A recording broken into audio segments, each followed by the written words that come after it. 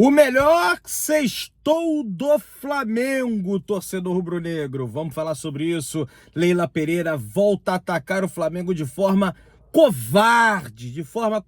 Vamos falar sobre isso também. Várias outras notícias do Flamengo. Você que tá aí, dá aquela moral de sempre. Se inscreva no canal, achando o sininho da notificação. Deixa o teu like, toca aí meu parceiro, minha parceira.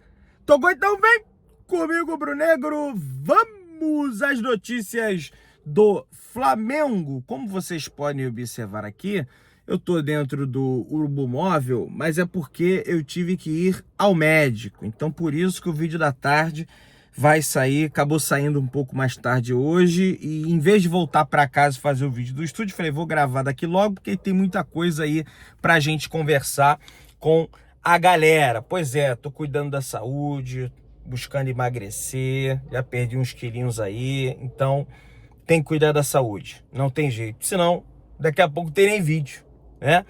O Flamengo treinou nesta sexta-feira, tá, pessoal? No início da preparação para a partida diante da equipe do Bahia. O Flamengo treinou na parte da tarde, no CT Ninho do Urubu, às 3h30 da tarde. Naturalmente, os atletas que foram titulares no confronto que o Flamengo teve ontem diante da equipe do Cruzeiro fizeram um trabalho regenerativo na academia, e quem não foi titular fez o trabalho normalmente com o técnico Felipe Luiz lá no gramado, tá? Lá no campo. O Flamengo que tem o departamento médico zerado, mas o Eric Pulgar ainda tá recuperando a forma física e só deve retornar ao Flamengo após esse período de data FIFA. O jogo do Flamengo ontem, rapaz, contra o Cruzeiro, foi histórico. E uma coisa que passou até meio despercebida é que, além do recorde de público do novo Maracanã em partidas de clubes, né? O Flamengo ontem conseguiu uma marca de 565 torcedores no Maracanã. Então, de toda a história desse novo Maracanã, já que acabaram, implodiram o antigo Maracanã, de toda a história é o maior público presente no novo Maracanã, que mostra o bom trabalho que a gestão do Flamengo está falando em relação ao Maracanã, em relação aos espaços que ficavam ociosos ali na arquibancada em função de um manejo ruim da divisão das torcidas. Tomava muito espaço ali. O Flamengo até pensa em botar uma rede ali, que eu sou contra, tá? Mas todo mundo usa aí no futebol brasileiro, né? Estádio do Palmeiras parece que você tá enjaulado como se fosse um animal e você não consegue ver o jogo direito porque tem uma porcaria ali de uma rede, porque é um estádio projetado para não haver torcida visitante, sendo que tem que ter, né? Então, além disso, além desse recorde de público, a diretoria registrou outro marco: 1,5 milhão de ingressos vendidos na temporada, pessoal. Pois é, lá dentro de campo tá ajudando, o Flamengo é líder, Pedrão. Então o pessoal quer ir, mas o torcedor do Flamengo cada vez mais desenvolve essa cultura de ir ao estádio, independentemente da fase do time. A gente já viu isso em outros momentos. O Botafogo, por exemplo, não tem isso, né? Só vai na boa e olhe lá, 8.000 pessoas aí deu o jogo do Botafogo. Bom, uma preocupação que naturalmente gera dentro do torcedor do Flamengo nesse jogo contra o Bahia é o gramado da Fonte Nova, né? Porque o Abel Ferreira reclamou, dizendo que o gramado tá uma porcaria, que parece um pasto e coisa e tal. Pois é, mas a Fonte Nova soltou um comunicado explicando por que o gramado se encontra naquela cor e garante boas condições após as críticas do treinador do Palmeiras. No último domingo, o estado do gramado provocou divergência entre Abel Ferreira.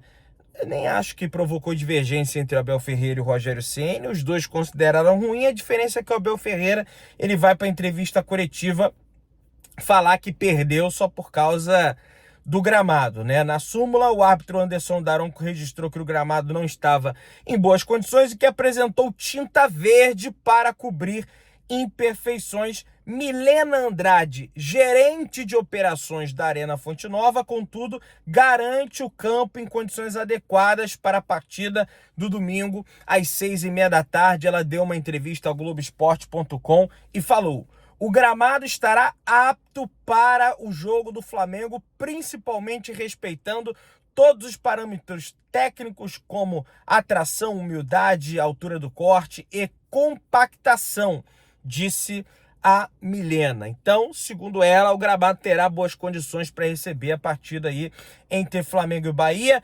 Danilo na lateral direita e Ayrton Lucas na lateral esquerda devem ganhar posição, tendo em vista que o Alexandre tomou um cartão amarelo absurdo, ridículo, vexatório desse Ramon Abachaebel, sendo que não era para tomar cartão amarelo, então ele acumulou o terceiro cartão, tá de fora da partida contra o Bahia. E o Léo Pereira também tomou um cartão amarelo ridículo, patético, terrível, e também tá de fora dessa partida na Arena Fonte Nova. Portanto, Danilo na zaga e Ayrton Lucas na lateral esquerda do Flamengo. Felipe Luiz está obrigado a fazer essas mudanças, promover essas mudanças na equipe, e também pode ter outras baixas na equipe que vai enfrentar o Bahia em função de questões físicas, tá? De demanda fé, porque jogou na quinta, no domingo vai estar cansado, mas tem a viagem. Só que o que eu acho engraçado é que jogou domingo em São Paulo, que não é viagem longa, na quinta-feira bateu o segundo tempo ali,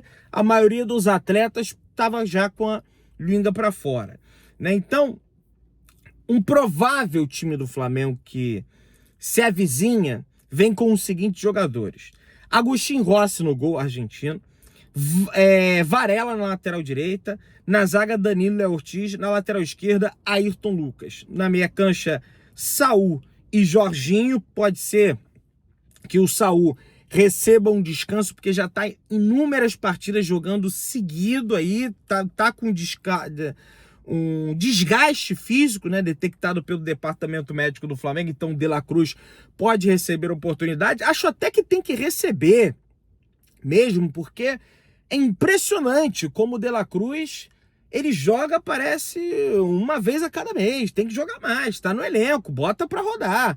É bom jogador, entende? É um bom jogador, dá pra ele jogar ali. Jorginho, Arrascaeta, Gonçalo Plata ou Carrascal. O Carrascal vem entrando muito bem nas últimas atuações. Inclusive, eu fiquei sem entender o porquê que o Felipe Luiz o substituiu na partida de ontem.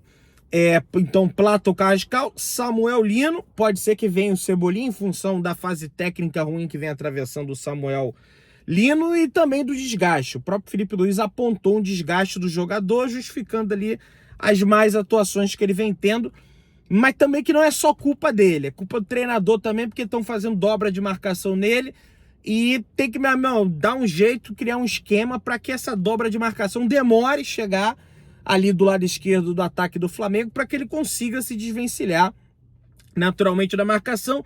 E o Pedro deve voltar à equipe do Flamengo depois de ficar 2 partidas aí no banco de reservas. Não foi titular, sequer entrou, né, na partida diante da equipe do Corinthians, e também entrou no finalzinho do jogo de ontem, aos 34, 35 minutos do segundo tempo. Felipe Luiz demorando demais para promover naturalmente as substituições. Partida essa válida pela 27ª rodada do Campeonato Brasileiro. O Palmeiras encara a equipe do São Paulo no Morumbi. Então, os 2 postulantes ao título, tem Cruzeiro também, mas eu acho que vai acabar se perdendo aí pelo caminho. O Flamengo e o Palmeiras têm jogos complicados fora de casa. O Palmeiras é um clássico, o Flamengo enfrenta o Bahia, que dentro de casa, nesse Brasileirão, se não me falha a memória, só perdeu para uma equipe, que foi o Cruzeiro, do Leonardo Jardim, inclusive de virada, um gol do Gabigol. Então, o Flamengo tem condições de vencer essa partida. O árbitro já está definido e a CBF parece que está de sacanagem, né, com a cara do Flamengo, porque eles colocaram simplesmente Rodrigo José Pereira de Lima para apitar Flamengo e Bahia. Esse cara, ele chega a ser pior do que o Ramon Abachaebel. O Ramon Abachaebel é um dos piores que tem, mas ele consegue ser pior. Esse rapaz, ele conseguiu dá um pênalti inexistente, e aí você vê que não é questão de clubismo. Ele deu um pênalti ridículo. O VAR chamou, ele marcou um pênalti ridículo pro Internacional no final do jogo contra o Corinthians no Beira-Rio. É um dos maiores absurdos que eu já vi na vida. E foi ele. Em vez de ele tomar uma punição, um gancho pela ruindade dele, ele é premiado com o jogo do Flamengo contra o Bahia, que também está entre, pelo menos, os postulantes a Libertadores da América, lá em cima no G6. É inacreditável uma história dessas. E ao que tudo indica, um treinador caseiro. Caseiro, porque ele dá um pênalti daquele no último minuto pro Internacional, na casa do Internacional, contra o Corinthians, é caseiro. Ou seja, vai ser caseiro lá na Bahia. O bastidor do Flamengo está uma porcaria. Esses caras, eles fazem o que eles bem entendem na escala de arbitragem dos jogos do Flamengo. Eu sei que não tem muito para onde correr, mas, cara, botar esse cara... Já tô avisando aqui para depois. Pô, Pedrão, bem que você falou, né? Pessoal, o Conselho Diretor do Flamengo fará uma apresentação no Conselho Deliberativo no próximo dia 7 de outubro, na terça-feira, das 16 às 8h30 da noite, no Salão Nobre da Gávea, em formato híbrido. Na pauta, a atualização sobre a Liga do Futebol Brasileiro, no caso, a Libra, que está esse imbróglio danado aí, essa polêmica da dona Leila Pereira, com foco nas controvérsias do Estatuto Social relacionadas ao critério de divisão de receitas de audiência. Olha como é que o Flamengo... ele tem um poder de união dos outros clubes do futebol brasileiro. O CEO da LFU, da Liga Forte União, que faz contraponto à Libra, a gente não tem nenhuma liga, então não vai sair essa Liga Brasileira do papel. Ele simplesmente deu a seguinte declaração. Vamos ver. Minha torcida é para que se chegue ao entendimento e que saia da esfera judicial. Acho que está sendo muito prejudicial para os clubes que precisam receber seus recursos e têm dinheiro travado por uma discussão que deveria ser interna. Se os clubes estão asfixiados financeiramente, é culpa deles. Que contratam como se não houvesse amanhã, que saem dando calote a rodo por aí. E, Gabriel Lima, não tente controlar a narrativa. 40% da receita não está travada. Aqui tem como critério a igualdade. Essa está liberada. Os outros 30% da receita, que é o desempenho esportivo, também está liberado. Não tem nada de travado. O que está travado são os 30% que corresponde à questão de audiência. Então, eles estão manipulando essa narrativa de uma forma como se o Flamengo tivesse travado todas as torneiras no que se remete a direito de transmissão. E isso já começa por uma mentira. E aí ele continua. Sendo bem honesto, acredito que a visão do Flamengo nessa história é muito míope. Olha isso. Você deveria caminhar numa direção em que se dividem melhor os recursos. Isso deveria ser o objetivo de todo mundo. O Flamengo já cedeu em relação a isso. Não à toa, 40% se divide de forma igual. Os outros 30% desempenho esportivo, mérito esportivo. E os outros 30% é audiência. Então já existe essa preocupação de redistribuir os recursos. Aí a dona Leila Pereira, que vive de dar lacrada, essa é a grande questão. A Leila Pereira, ela vive de bater em espantalho e ela vive de dar lacrada para o público dela, que é boa parte da imprensa que cai nessa narrativa e que é não só os torcedores do Palmeiras, como os torcedores dos outros clubes, porque ela é que capitaneia além da Libra, agora está tendo influência até na LFU. O que mostra hipocrisia, porque ela votou contra a época a união da Libra com a LFU. E ela fala o seguinte: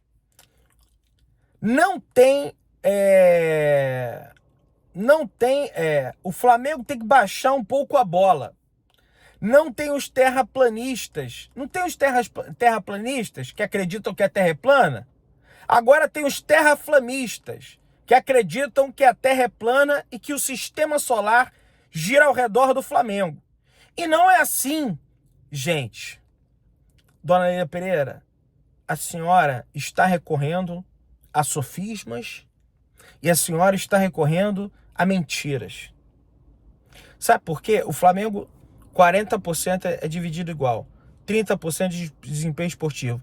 E os outros 30% é de audiência.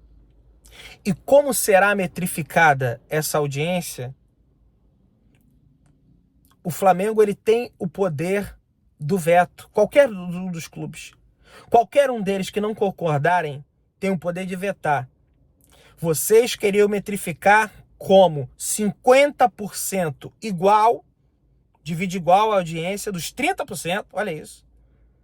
E os outros 50%, vocês queriam por assinatura. Quando, na verdade, deveria os 100% ser por assinatura. Ou vocês estão com medo de que o Flamengo irá trazer mais assinaturas para o pay-per-view do que o Palmeiras. E é evidente que isso vai acontecer. E é evidente que, Pedrão, mas o Palmeiras também ganharia mais. Ganharia 10 milhões a mais. Com o critério por assinatura, em relação a esse critério que eles querem colocar. O Flamengo perde cerca de 100 milhões. Porque a torcida do Flamengo, ela entrega muito mais assinaturas ao pay-per-view. Mas o cara quando compra o pay-per-view, Pedrão, ele compra de todos os times. Então bole um sistema que só dê para tu comprar os jogos do Flamengo. Vamos ver quanto que vai bater no Premier. Agora só dá para comprar jogo que o Flamengo tá envolvido. Não tem como fazer isso. E outra coisa, o cara tem que trabalhar. Você acha que o cara vai fazer? O cara tem que ter a família, tem os filhos. Você acha que o cara vai pagar? Eu vejo porque eu trabalho com isso aqui. O cara vai pagar, o jogo do Flamengo vai ter os outros. Você acha que ele vai ficar? De vez em quando ele vai ver os outros. Ele tem mais o que fazer da vida dele. Entende? E o BAP tá correto na postura dele. E a Leila utiliza esses jargões assim que ela usa, terraflamistas. Porque o sistema... Isso, na realidade, é uma forma que ela usa de controlar a narrativa, mas você vê que em nenhum momento ela entra no mérito da discussão. Ela tá parecendo político. É político. Ela não entra no mérito. Ela não entra no debate. Ela não entra nos pormenores.